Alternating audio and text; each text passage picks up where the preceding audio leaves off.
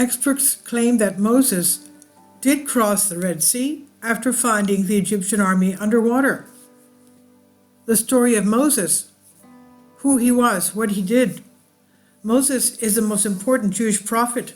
He's traditionally credited with writing the Torah and with leading the Israelites out of Egypt during the Exodus and across the Red Sea.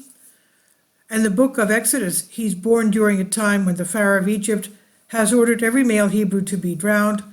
To protect Moses, his mother sends him down the Nile in a basket, where he's ultimately noticed by Pharaoh's daughter. She adopts him as her own and raises him in Pharaoh's court. And according to the Old Testament, he was also the prince of not only of Egypt, but the prince of Ethiopia. Now, even though he is free, Moses' compassion for the slaves leads him to kill the overseer. He sees beating a slave accidentally, which forces Moses to run away from Egypt. And while the Passover story shows Moses' compassion, it's also depicting him as reluctant to obey God's order to save the Jews. He didn't think he was, of course, able enough. At the time it was written in the Old Testament, again, from what I remember, God chose Moses because at that time he was the most humble person on earth. Now, but a common motif of Judaism is that the things one ought to do are not virtues, but mitzvot, commandments and obligations. Moses is commanded to return and lead the Jews to freedom. And after Moses and the Jews leave Egypt, God gives him the 10 Commandments, which become the foundation of the Jewish law and thought. And for this reason, Moses is often referred to as the lawgiver. The evidence of the infamous crossing of the Red Sea.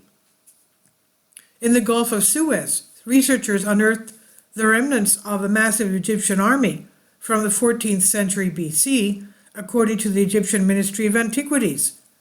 Researchers were seeking for Stone Age and Bronze Age ships and artifacts when they came across a massive pile of human bones that had been destroyed by years of immersion.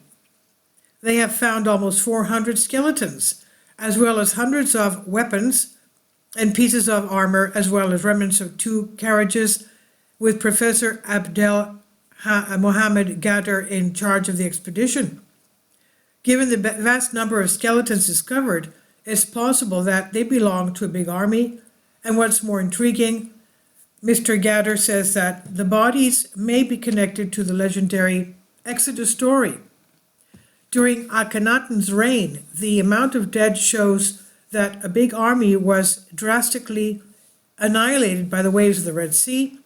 This appears to support the biblical account of the Red Sea passage, in which the Egyptian army was wiped off as the Jewish people crossed over safely. What do you think about this? This is exactly what the Egyptian authorities have found. And this is on Collective Spark.